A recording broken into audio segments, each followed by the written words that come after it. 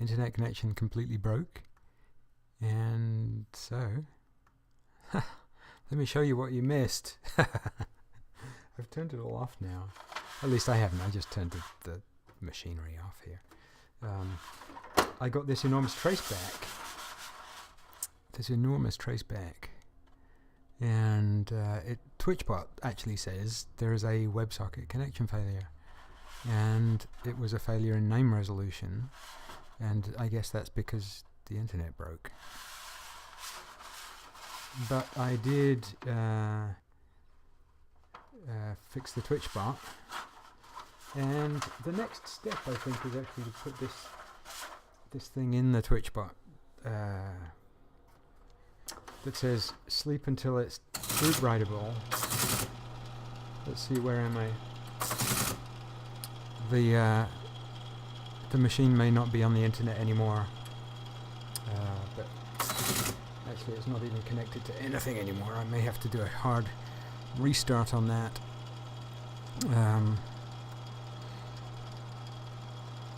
Let's look on the terminal.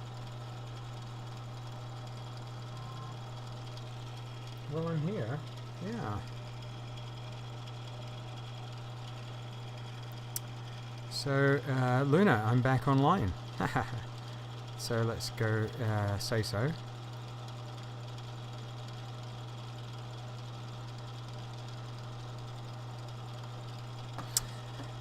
And oh, ASR33 is not connected at all. So actually, that means the firmware behind here has dropped off of the USB. So what I'm going to do is go in here and fix it. Who am I?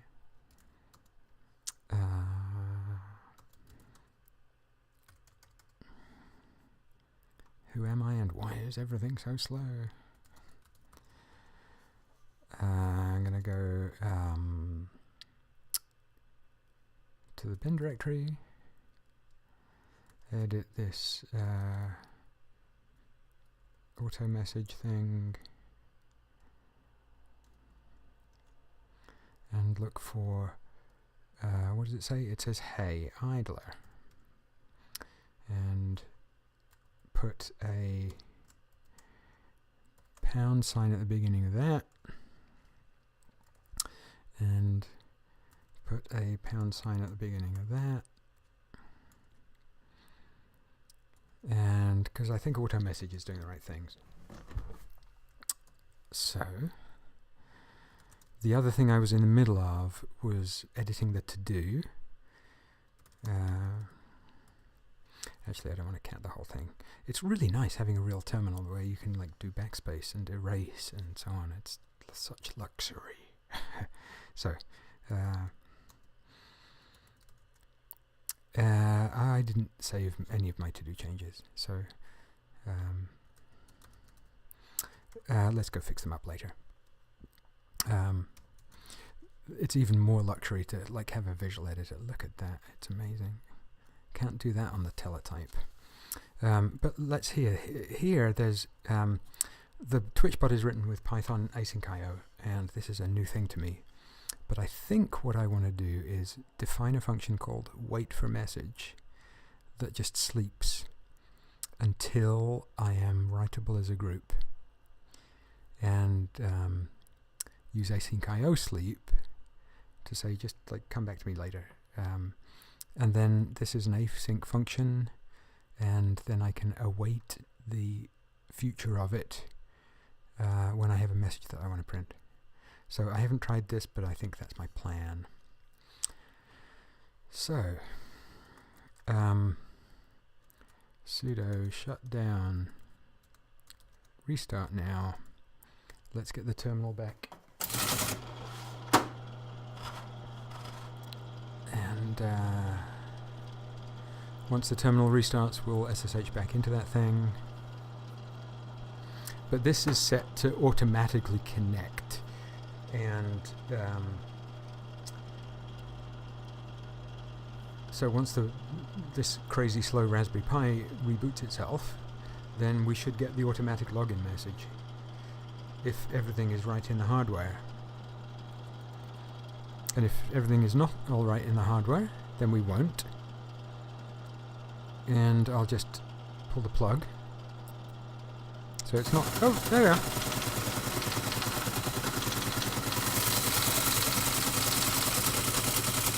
Awesome. Today's the day. That's my issue message. Let's turn this thing off here.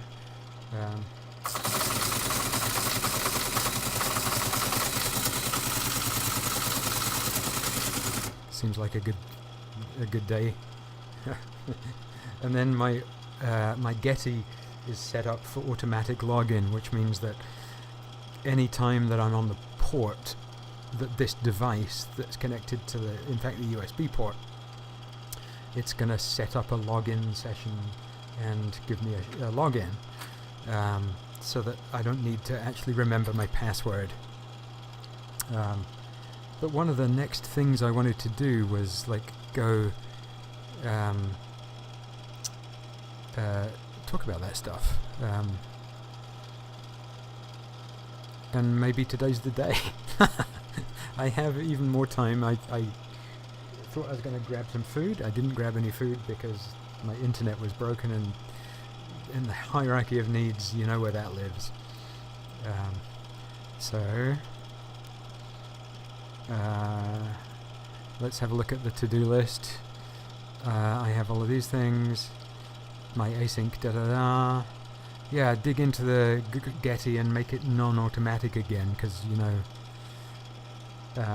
it's nice when you're looking at how does this machine log in, then you should like not make it log in automatically.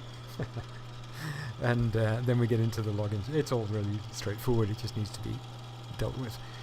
And then term iOS and STTY and everything, blah blah. And actually, the reason for all of that is I have this issue dealing with uppercase characters when I'm on here, and I want to make sure that I fix that. Yes, we're back. Yeah, thanks for coming back. Really appreciate it. So, yeah, I got to change my firmware at some point. Anyway, that's way deep down the to-do list. Let's go look at doing this set of changes on the whatever it's called, on the Twitch bot. So this set of changes here, I'm going to keep them on screen because it's useful. And I think it's going to be useful enough to have that up there. And then we can look at this code. And it's funny, I want to click the mouse onto the window that has the terminal in it, but actually, of course, I want to put my fingers on the keyboard that has the terminal in it. It's really strange having a physical terminal and a PTS pseudo terminal at the same time. They're almost interchangeable, but this one sounds better. So yeah.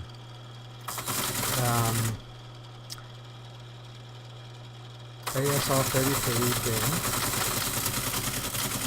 bin, and I have this Twitch bot.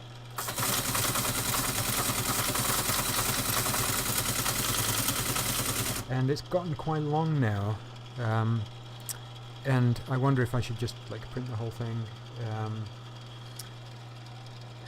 I'm going to skip over some of the initial pieces and see if we get to anything interesting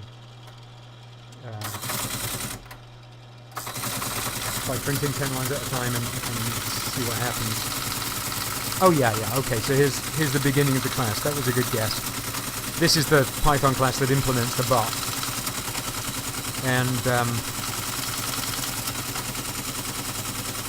so let's go up a line and write some code. We'll put that wait for message thing, I think, doesn't need to be a method in the bot.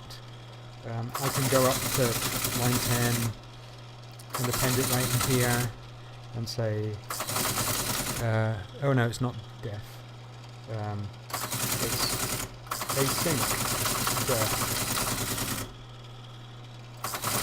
wait for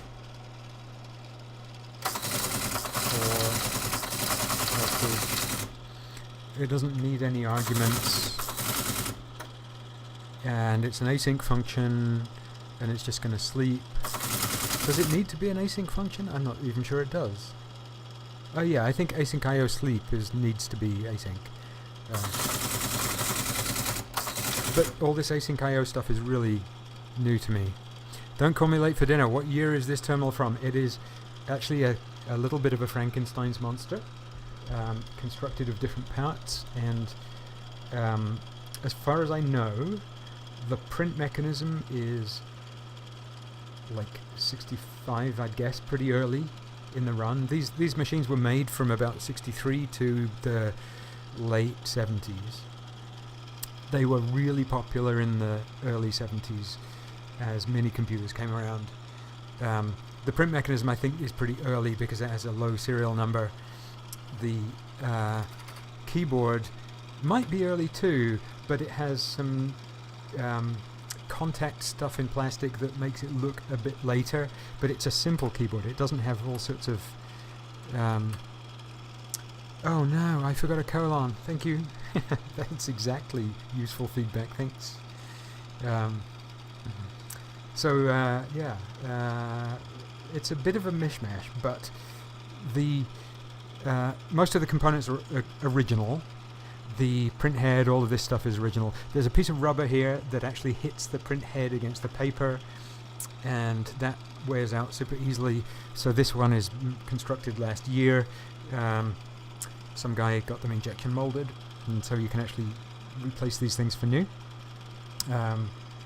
The faceplate, and you can't really see the faceplate right now, but it's beautiful, and again is a new rebuild. It's a new refactor thing.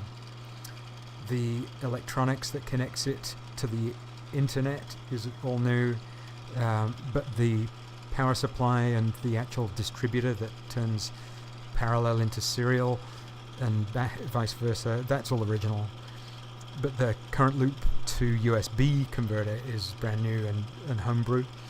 And then the supercomputer that it's connected to, which is a Raspberry Pi, is about 5 or 6 years old. It's a like Rev 1 Raspberry Pi. Yeah, sorry, I do ramble. Wow is right. It's amazing. It's like very tactile and noisy. Let me write some code on it. I can't put an uppercase S. It looks like I can, and I can't. The current loop to USB has a teensy microcontroller that's like an Android. It's like an Arduino thing, and I use that to convert uppercase that comes out of here into lowercase so that Unix understands it. So when I type things here, they're actually coming out in lowercase. Sleep until the TTY is group writable with an E. I don't know if that has an E or not. While not OS stat 1. 1 just means standard out, which is the terminal I'm looking at. So let's look at the TTY. And don't call me late for dinner. I'm going to come back to your answer when I get through this line of code. So fstat1 says let's look at the properties of that terminal, of that device file, and dot st underscore. The underscore looks like a back arrow.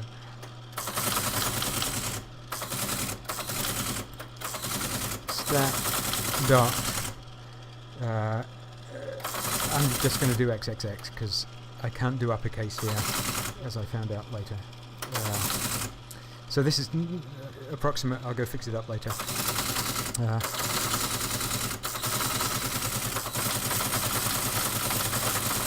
Async IO sleep 1. Let's go back to line 10 and let's go to the next line. and I didn't want that, so let's delete it. And then, what line am I on? This one. Let's change that to that plus a colon. Thank you. Let's go to the next line. I want to put a space after the pound.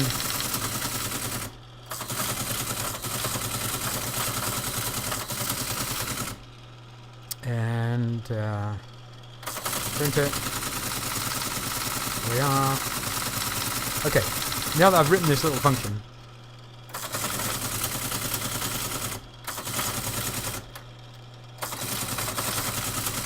it approximately looks right, and now I can close the lid.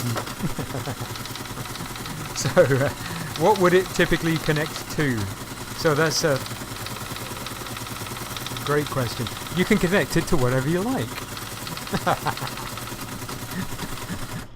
Back in the day, what would this thing connect to? Originally, these things... so the previous generation of these were just to connect to each other. They were designed for essentially telex type messaging. A whole bunch of them connected to each other via radio, and that's RTTY. There's still people doing radio teletype. Hey, thanks, Luna. I'm going to use that. Awesome. Yeah, not even a null modem. I mean, literally just a pair of cables is all you need to connect two of these things together and type messages from one to the other.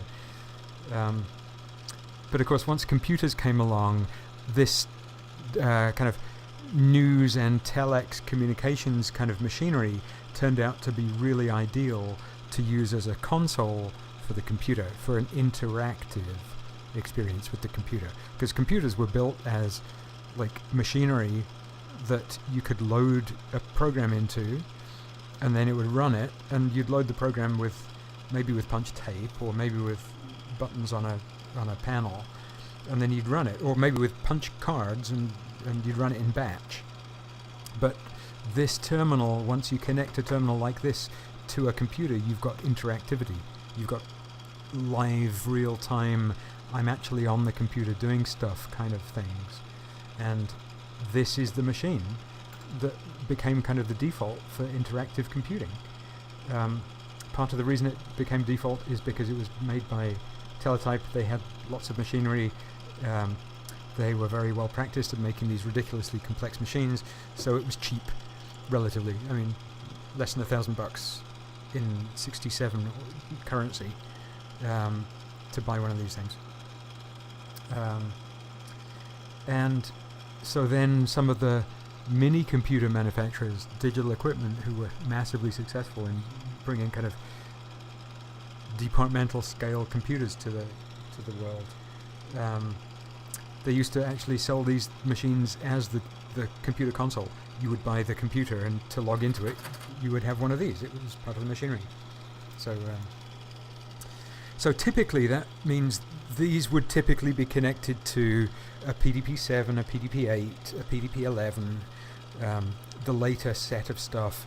I mean, they got superseded in the mid-70s when CRT-based kind of terminals with green screens became cheap enough to oust them. Yeah, PDP-11, absolutely. The famous Mini. But usually if you had a PDP-11, then by that time you'd get a digital VT102 or a VT50, or I mean some of the video terminals, because they became cheaper and they were so super more convenient for most things, right? You can scroll the screen up and down, you can address pieces of you can you don't have to move the carriage so slowly, and then suddenly they became hundreds of times faster, and all of that. So then this became a dinosaur. By the late 70s, this was a dinosaur, and way too loud. But then also the 60s type mainframes, these are great machines to them. When we go connect to the CDC 6500, then part of that story is the CDC doesn't have like a native character set really. It has 60-bit words, and a 60-bit word is enough to fit like a dozen characters in if you squeeze them. It's not like an 8-bit machine where 8 bits is a byte, is a letter, is a character. But this helped to make kind of the default way that you deal with strings and text be ASCII. And so it helped that whole thing of like computers talk ASCII. IBM mainframes and IBM kind of mid-series stuff has a different character set called ASCII that is still around, and they used different terminals. You could adapt these to talk to them, but yeah, green screen terminals with VAX VMS, absolutely. I never really used VAX VMS except for email. I had a mail system at one of the places I worked that was on VMS. So yeah, anyway, let's go back to this thing on my async IO. It says that's my wait for message function, and then somewhere down here I want to also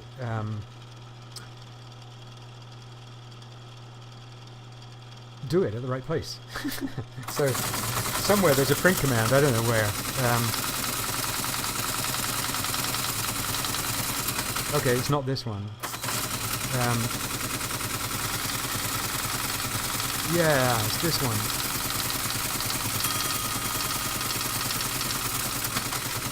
So if we go back and look at what's this.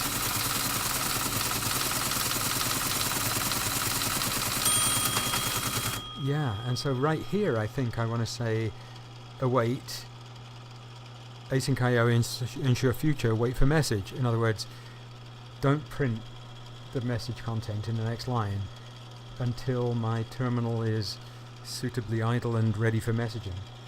So let's try it.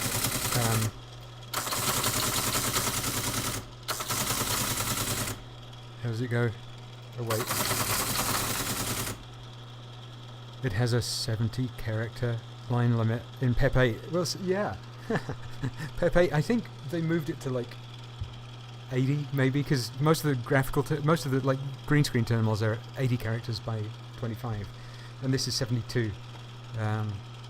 But absolutely, that's why some of these defaults are still like they are, and that's why like the Unix terminal system is dev TTY. It's like this is the Teletype device, and so lots of these kind of defaults of the way that Unix works are because Unix was written on a machine like this. Oh wait, async IO underscore ensures future wait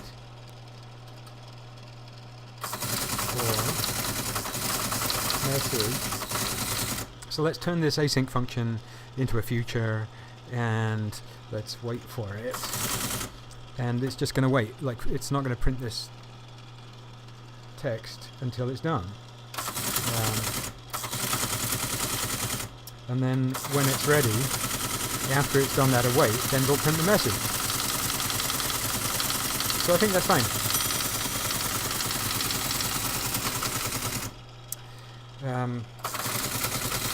So we need to go fix up this stat.xxx.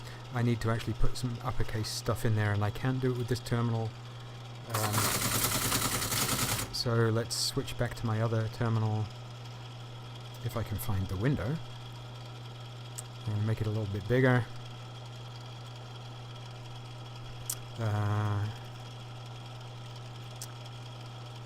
And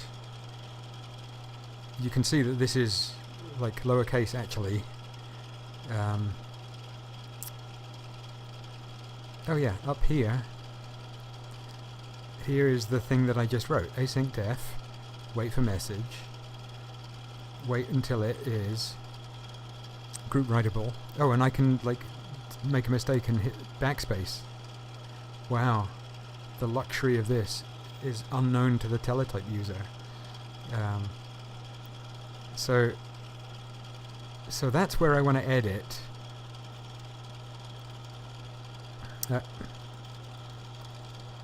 And what's the thing that I want to put in there? Stat S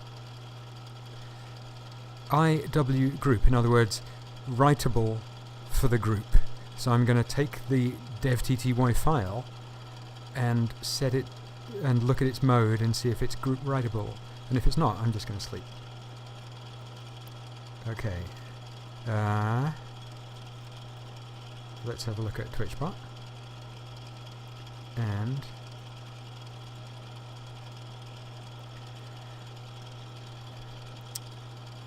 go edit that thing into place. And sleep. Okay, and then down here in my print, it's going to await this. And so this says, if I get a message from anybody and I'm not messageable, and I'm not messageable right now, but I should be eventually after like 30 seconds of idle. But if I'm not messageable, then the TwitchBot should just wait and print later.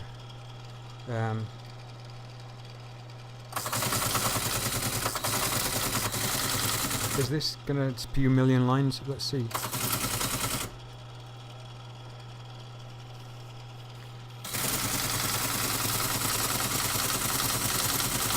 There's a line too long.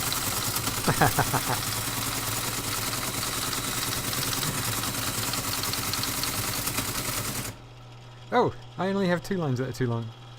I can live with that. Okay. Let's run the TwitchBot in the background. And while I do that, I'm going to put my terminal back on the screen and take a look at this and say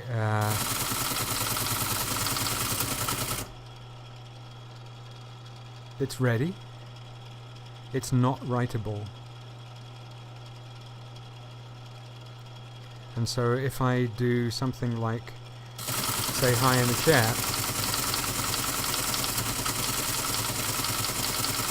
oh no.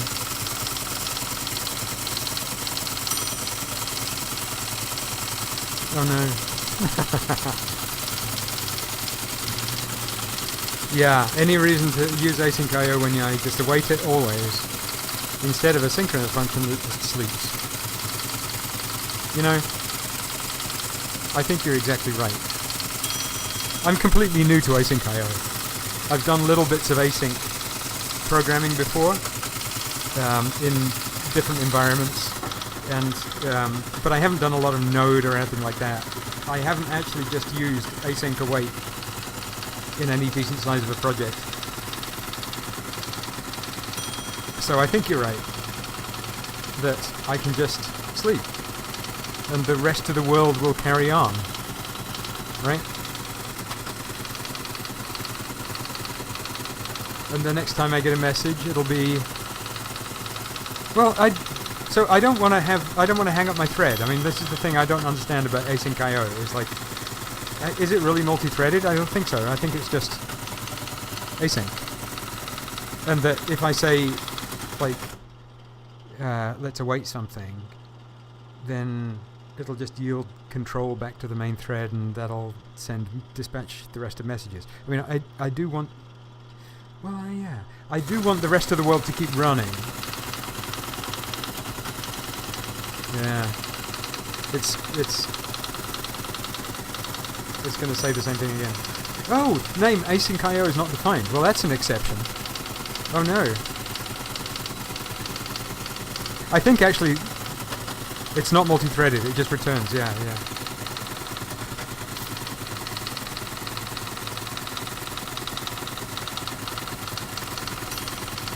And immediately hits the await. Yeah, I see what you mean. Yeah, absolutely right. If I'm... Yeah, my wait for message thing doesn't really need to be asynchronous, I think. Yeah. Alright. But I've got more problems than that, because I have to fix up I think I have to fix up my imports. And it's printing too much info to even get there. So this is why I don't really want to do like too much real work in these sessions. It's just too slow. It's like ridiculously slow. Once you get a printout like this going, what are you going to do? You're going to wait. Look at this, name error. I don't want a name error. Okay. Come on. So, what I can do is just go kill it from my other terminal. And of course, back in the day, if you didn't have like another terminal,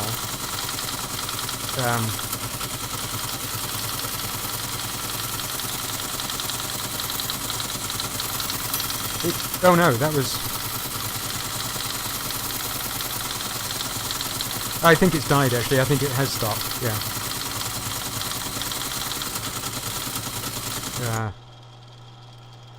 It was TwitchBot. So yeah, it's stopped. That long trace was just like, yeah, stack, dump, do. So yeah, I mean, am I going to actually edit this and get it working right now? It would be nice, but I don't have the patience. Isn't that terrible? I don't have the patience anymore. I'm going to edit it with Vim later and fix it up and then check it in. Maybe I can edit it with Vim right now and try. I mean, at least if I run it in this terminal here, then it'll fail faster.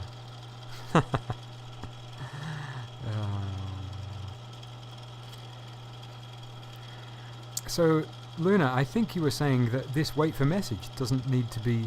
I could just sleep. And then... Am I awaiting this thing here? I forget where it actually goes. But more importantly just now, let's fix import OS, import stat, because I used those in here, os.fstat under there, and then import async IO.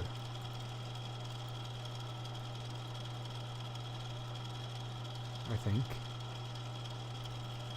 Let's try it.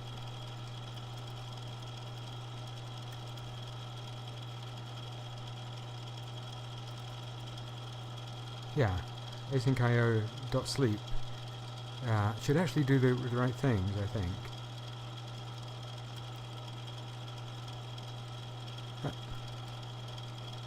Oh, this machine is so slow.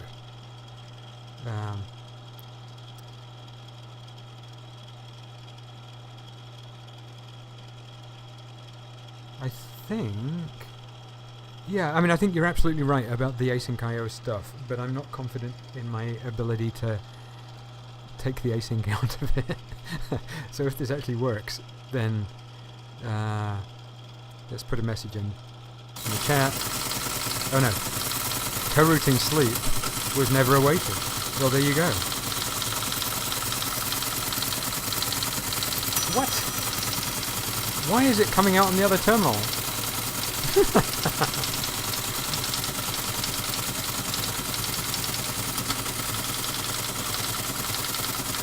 Oh no! And what have I done? What terrible thing! I can't even keyboard interrupt this thing.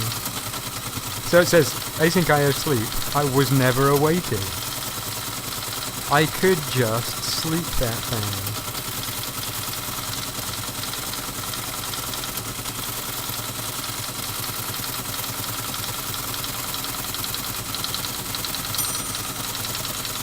I mean, I can await this thing, right?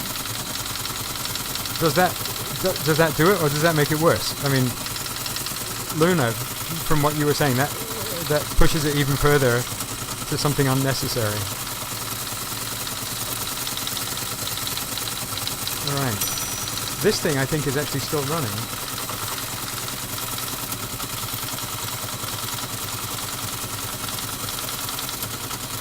No, I'm not going to shut down. I'm just going to say... I'm going to log out of the terminal. because logging out is going to kill anything that's in the background there, and I'm back to the automatic login again, and now I can go in here. Let's try run it again.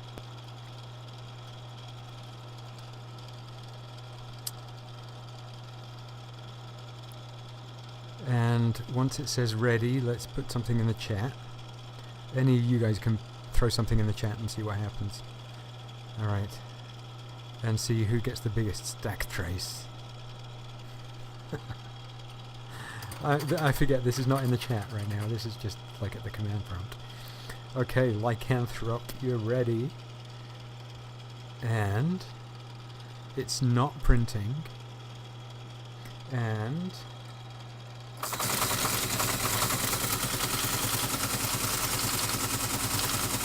this terminal is message enabled, but this one is not. So my auto message is behaving. Right, my auto message is doing the right thing, because PTS0, which is this terminal, pseudo terminal, is not idle at the command prompt. So, okay, let's do it. Let's interrupt that thing. So, because it's not idle, it's going to wait until it's idle and the shell is on top. But I ran the TwitchBot in foreground, so it's never going to be idle with the shell on top. Okay, running. Let's look at who-w again. Make a bit of room here. And it's still not idle, but the shell is actually on top. I am at the shell. And it's going to wait for 10 seconds. I think that's the default timeout on my TwitchBot. And look on here for, does it change? Yes, now it is ready. Oh no. Sorry, no. The minus means it's not message enabled.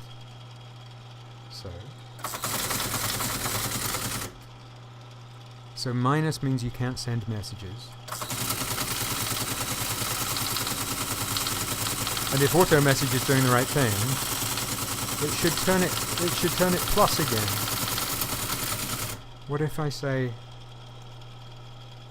turn on messages automatically and then say hey, then my TwitchBot did print.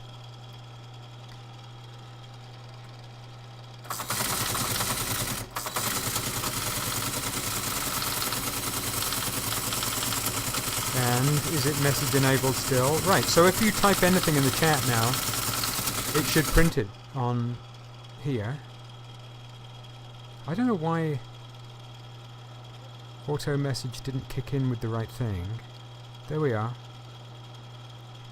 So long, and thanks for all the fish. Okay, I think it's working. Or at least, it's working well enough that I'm going to run it in production. This is the easiest, like, move it to production. You just, like, shift 6 inches to the right, and there it is. So, don't come late for dinner. So long, and thanks for all the fish. And, who-w on the other terminal. I want a Teletype terminal for my work. Absolutely.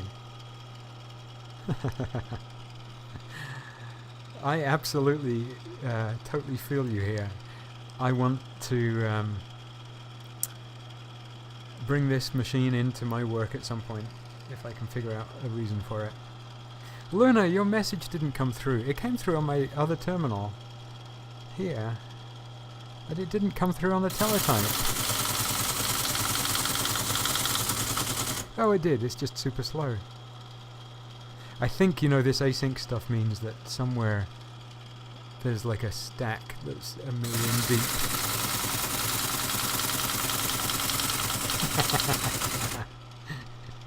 There we are. So now, in theory, if this is doing the right thing, my Twitch bot is... Yes. Well, that's good. We're going to wait until it catches up. I think that because the Raspberry Pi that is running as my host is like super slow. And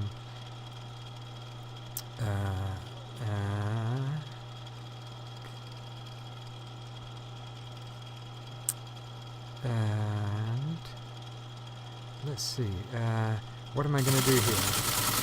On this other terminal, I want to test does this actually work, right? Who-W, well it says both of these terminals are okay to send messages to. In other words, I've been idle enough on the Teletype that it's going to print anything from chat. But then if I go onto the Teletype and do stuff, then let's check Who-W again, and sure enough, this has gone from plus to minus, which means it's not available for messages anymore. And that means if you type something in here, then it's not going to print just yet, and it's going to sleep for a second and figure out, is it writable yet?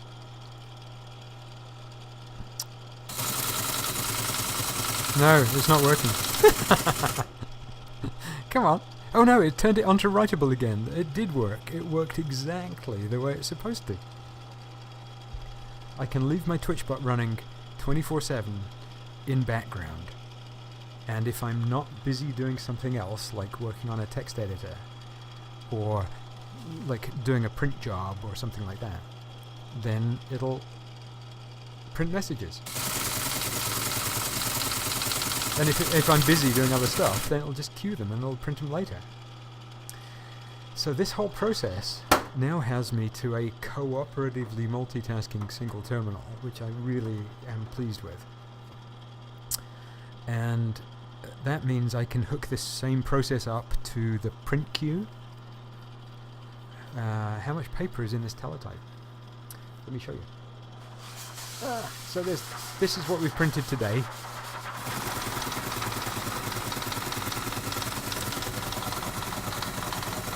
This is the roll that I have right now, and the roll, I don't know how long these rolls are. They are approximately this big. Let me fix that changing scene here so that you can see it better. They're approximately this big. And this is actually a old stock roll that you see here. It's been sitting in somebody's garage for 25 years or more. And I have a couple of those.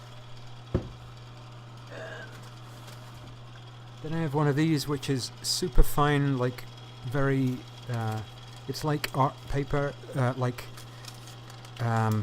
got a really fine surface. So I'm going to save this for special occasions because I've only got a little piece of it. And then the big roll that I'm running right now, I bought at Staples. You can still get them, and they're like super cheap. So I think that's success. Another successful project. And Luna, I'm going to go revisit my asynchronous in a bid to understand what asynchronous really means and how to do it right, because I think you're absolutely right. I don't need to have all of the async everywhere. It's like, yes, it means you need to await asynchronous things, but you don't need to, like, it doesn't mean everything needs to be like that. So thanks for that. Also, I got to say, I looked at your GetOpt gist, and finally it dawned on me what you're doing, and it makes sense. So when I first saw it, TwitchBot 24/7. Yeah. When I first saw your GetOpt thing, I thought it was an application. It's not. It's a library. TwitchBot 24/7. Well, you know, it's not really 24/7. I cannot leave this machine on 24/7 because it gets hot. There's a little bit of electronics that's actually just like a power supply for the solenoids, and it gets warm enough, and this electronics has been running since the mid-60s, and so I turn it off whenever I'm done. The other reason is because it's just vintage machinery, so I need to have one of these at hand. I need to occasionally take the top off and oil it, and just generally treat it nice, because it's lovely. Alright, I'm done. Thanks everybody. This has been another awesome session. I've had a great time, and I hope you have too. And I don't know, what's next? There's a bunch more stuff on the to-do list. I'll figure out what's next. I think that CDC 6500 at the Living Computers Museum is calling my name, and you know, that would be awesome. Yeah.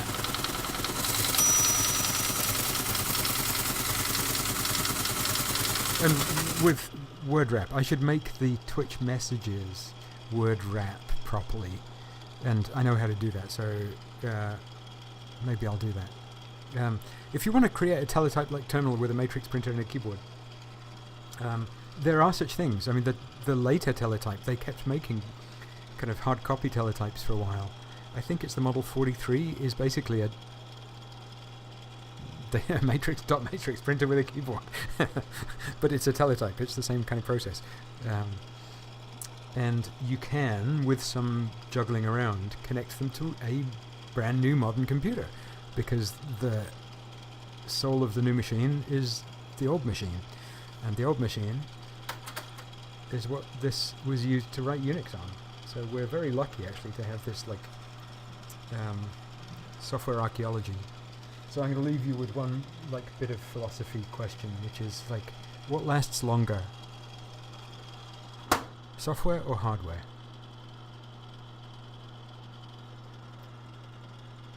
And I don't know the answer, because they're both like grandfather's axes, right? I mean, in a way, I think software lasts longer.